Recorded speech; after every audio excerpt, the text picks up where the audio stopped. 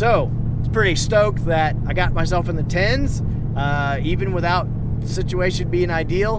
And there's room to grow because, you know, obviously the old belt setup was not good. Those runs were on a Friday night. Saturday, my belt was delivered, and I actually now have a belt long enough to hook up the Mustang pulley setup.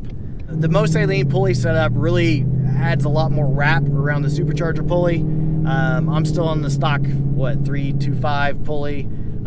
So nothing special there, but I just need to get rid of the belt slip and basically it eating the belts for some odd reason. As a follow-up to that, I have installed that whole system, and I've been driving on it for almost about 2 days worth of driving on it. And I did go racing last night. That's another set of videos that's coming. We used to have Street Machine Nationals, used to come to Springfield, and that was always a good night for racing. All the hot cars were out. They've since canceled that over the years, but a lot of the local cars still come, and you know, people still drive up from Arkansas and come from Oklahoma, and they've kind of turned it into a big cruise in the city. And we cruise, and then late at night, that's when the flashlight drags kind of start. So I'm gonna have some highlights from that in a video. But yeah, we are officially in the 10s. I cut a 158 60 foot, which was awesome. With stock suspension, it's a little rough. The cradle, I'm hoping in the video you can really hear it. But you know, being in the driver's seat, man, it sounded like a sledgehammer hit the trunk of the car. It was, yeah, that 158 60 foot on the stock suspension is pretty brutal.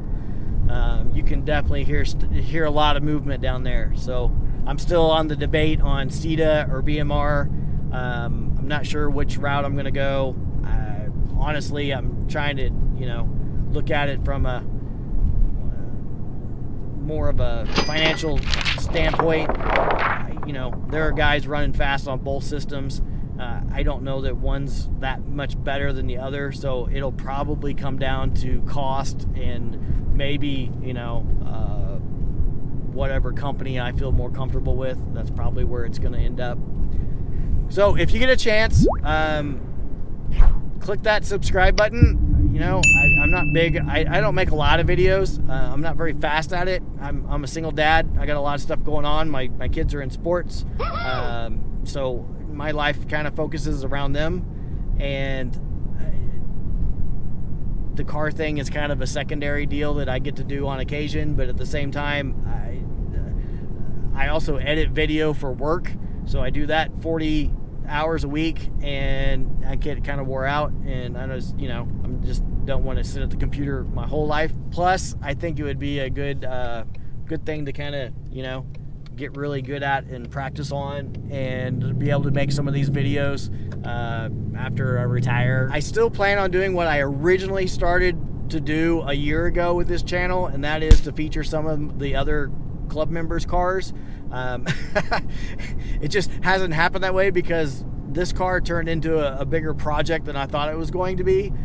I really thought that it was going to be a warranty car, and you know, I was going to run a couple of passes, run some bests, and then maybe wait on the weather to get better, and that was the only way I could ever make the car faster because of the warranty. I didn't want to void the warranty, but since the whole Edelbrock happened and they revoked my warranty, you know, it's kind of turned into a channel just about this car, and that wasn't really my intention at all. But everybody seems to be interested in this car, so yeah, that's kind of where I've been. I am actually here at the grocery store. Wow, he's not gonna stop and let me go. Thanks, old dude. So yeah, it's truly a grocery getter. So first he pulls out in front of me, and then he cuts me off and stops in the middle of the road. What are these people doing? People can't drive.